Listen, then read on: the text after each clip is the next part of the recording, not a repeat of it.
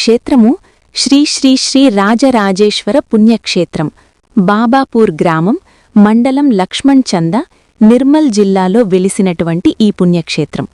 ఈ క్షేత్రము సుమారు 600 పైచిలుకు సంవత్సరాల కిందటిది అని స్థానికులు చెబుతున్నారు. క్షేత్ర విశేషమేమిటంటే, వేములవాడలోని రాజరాజేశ్వర స్వామివారు నిర్మల్ దగ్గరలో ఉన్న బూరుగుపల్లిలో వెలసి, అక్కడి నుండి ఈ బాబాపూర్ గ్రామంలో ఒక కాలు మొప్పి తరువాత వేములవాడకు వెళ్లి వేములవాడ రాజరాజేశ్వరిగా వెలుగొందాడని, ఈ క్షేత్రం ఆనాటి నుండి ప్రసిద్ధి చెందిందని చెబుతారు.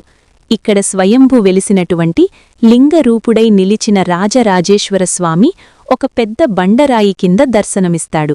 తరువాత కాలంలో బండ కింద ఉన్న లింగాకారాన్ని చూడడానికి ప్రజలకు ఇబ్బందిగా ఉందని గ్రామస్థుల కోరిక మేరకు పక్కన ఒక లింగాన్ని మరియు రాజరాజేశ్వరుని విగ్రహాలను ప్రతిష్ఠ చేయడం జరిగింది. వేములవాడ కన్నా ముందుగా వెలిసింది ఇక్కడే కాబట్టి మహాశివరాత్రికి 5 రోజుల ముందే ఇక్కడ పార్వతీ పరమేశ్వరుల కళ్యాణం జరుపుతారు. ఆ రోజు మండలం పరిధిలోని అన్ని గ్రామాల ప్రజలు వచ్చి ఉత్సవంలో పాల్గొంటారు. వచ్చిన వారికందరికీ స్వామివారి అన్నప్రసాదం ఉంటుంది. ఆనాటి నుండి శివరాత్రి వరకు 5 రోజులు ఘనంగా ఉత్సవాలు, జాతర నిర్వహించడం జరుగుతుంది. శివరాత్రి మరుసటి రోజు రాత్రి 12 గంటల నుండి ఉదయం 5 గంటల వరకు రథోత్సవం కార్యక్రమం ఉంటుంది. చుట్టుపక్కల గ్రామంలోని ప్రజలందరూ వచ్చి అక్కడే వంటలు చేసుకుని భోంచేస్తూ తిరునాళ్లను తిలకిస్తూ ఉండిపోతుంటారు. వేములవాడ రాజన్న మొదలు ఇక్కడ రాజరాజేశ్వరునిగా అలరారుతున్నారనే ఉద్దేశంతో ఇక్కడి ప్రజలు వేములవాడ వెళ్లడానికి దూరంగా ఉందని, భగవంతుడు భక్తుల కోరక మేరకు ఇక్కడ వెలసాడు అంటారు. ఇక్కడి భక్తులు వేములవాడలో ఏముంది, బాబాపూర్ నీకేమి తక్కువ అని జానపద రూపంలో పాటలు పాడుకుంటారు. ఇక్కడ శివమాల ధారణ భక్తులు మాల వేసుకుని మండలం రోజులు నియమనిష్టలతో భగవంతుని సాన్నిధ్యంలో గడిపి శ్రీశైలంకు పాదయాత్రన, మరికొందరు వేములవాడ రాజన్న వరకు వెళుతుంటారు.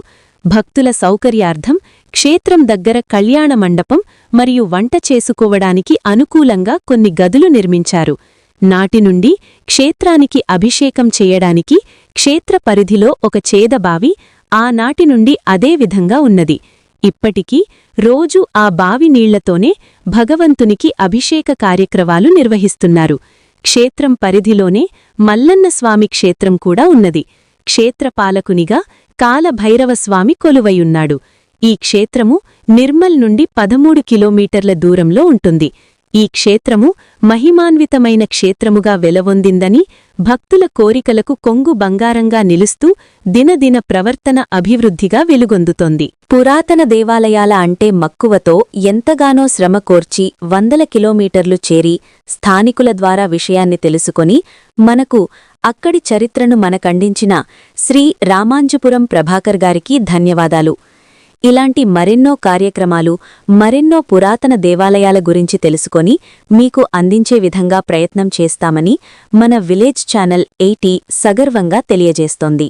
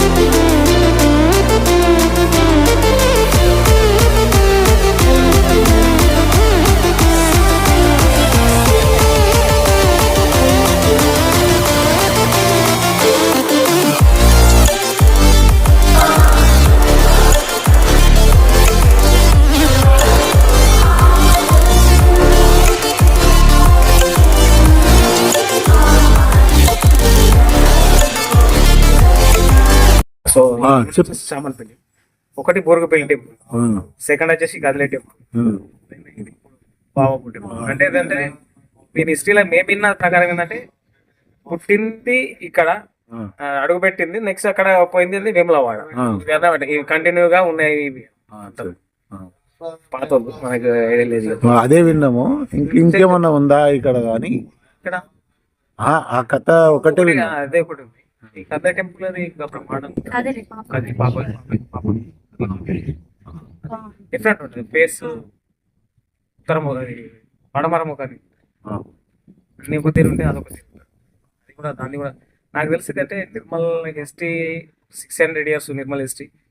ఇవి కూడా ఇంచుమించు గంతి 600 years ఉండొచ్చు. 650